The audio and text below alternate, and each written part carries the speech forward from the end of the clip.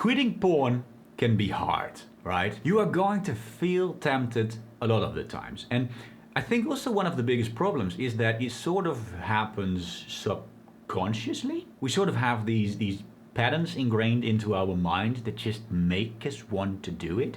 I remember very well that when I was trying to quit porn, that I often found myself just accidentally opening up a website. I was just going about my day, minding my own business, and then suddenly I opened up a dirty website, just automatically, out of a habit. And then I caught myself doing it, and I was like, oh, what the hell am I doing? I don't want to do this, and then I closed it back down. But you sort of keep doing it anyway.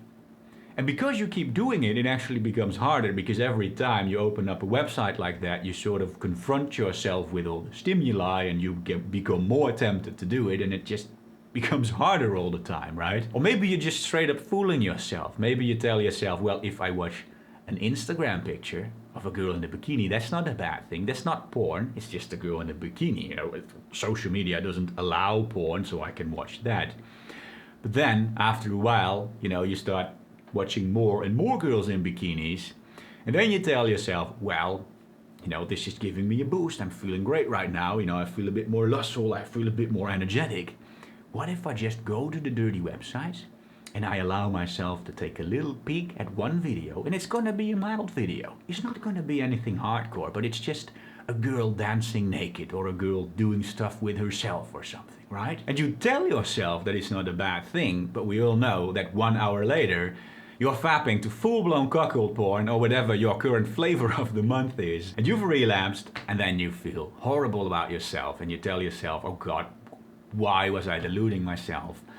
Why was I doing this? And so in this video, I'm going to talk about 3 things that I think are at the base of these behaviors. The things that lead you down in that rabbit hole of eventually relapsing, or at least making NoFap significantly harder for you. I think if you avoid these 3 things, that is going to be a lot easier. Number 1, a very obvious one, but a lot of us are still guilty of this one. Social media. You see, when you are watching social media, you are constantly exposing yourself to possibly tempting pictures. Now, as I already mentioned in the example, in the intro, when you are watching these pictures, it just leads you down that rabbit hole of where you constantly want more. The lust starts to rise. I mean, think about it. Social media girls sort of make their living by selling their bodies online, right? Now, why does that work for them? Why do they make money selling their bodies? It's because of thirsty guys like us, because we get triggered by these images, right? It triggers certain instincts inside of us that are the exact instinct that we do not want to get triggered if we're trying to do NoFap. And now, I always like to tell people that lust itself is not really a bad thing. The point of NoFap is not to try to get rid of lust, to avoid lust, but the point is to try to become in control of the lust. And so if, for example, you're walking on the street and you see an attractive girl, you don't need to panic.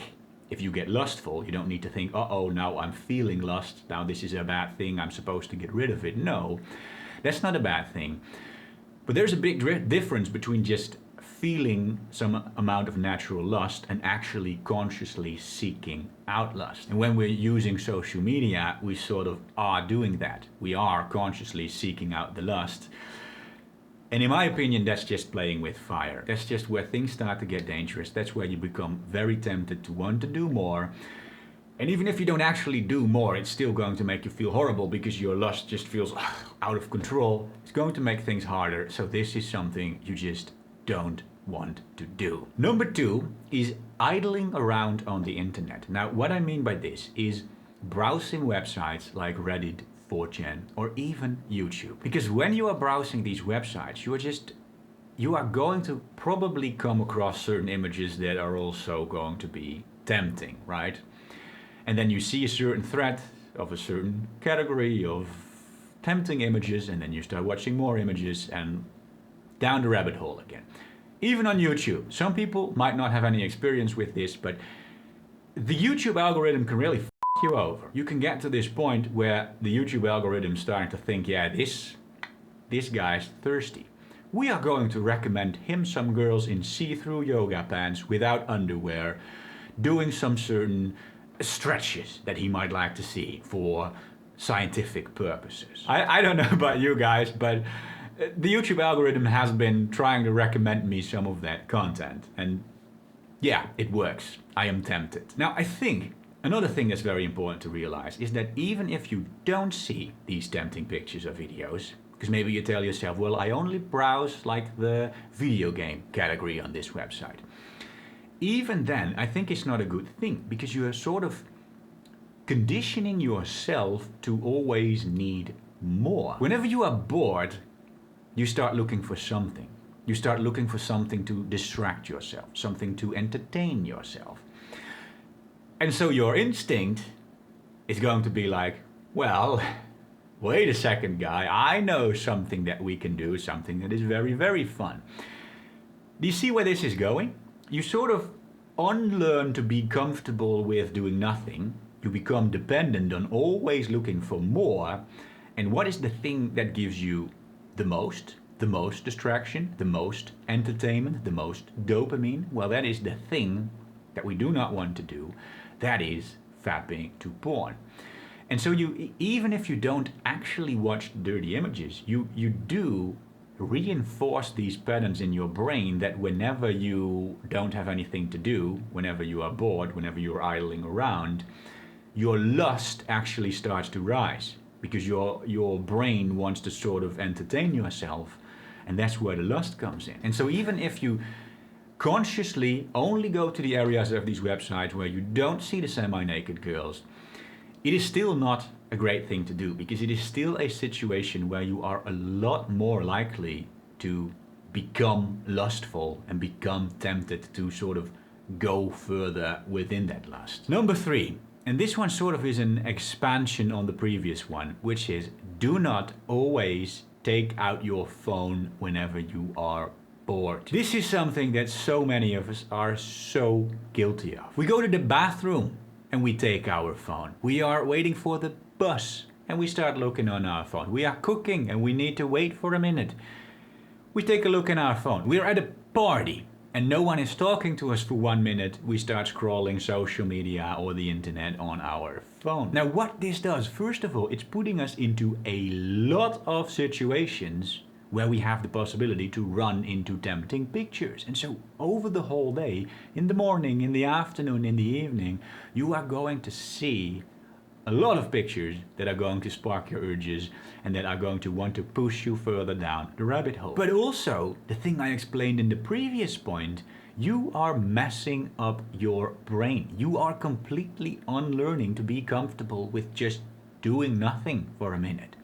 And so whenever you are slightly bored or you aren't distracting yourself with video games or whatever it is, your brain is going to want to do something. You have conditioned yourself to always want to look for more. And so this is exactly when your brain is going to think, well, the thing that gives me the most, one of the most satisfying things I can do is watching the dirty videos. And so it is constantly going to bring up that extreme uncontrollable lust all throughout your day. And so that's why I think that cutting out these 3 things can make a big difference, because these things are at the base of leading towards these patterns that make things hard.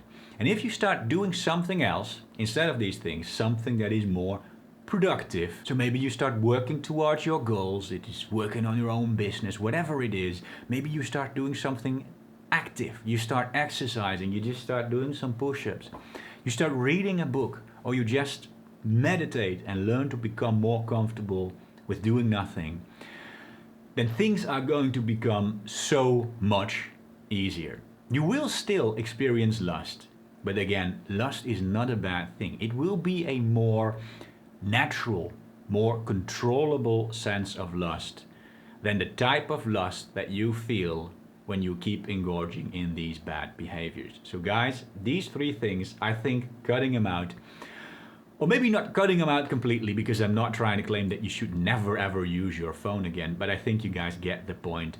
Don't do them as much anymore.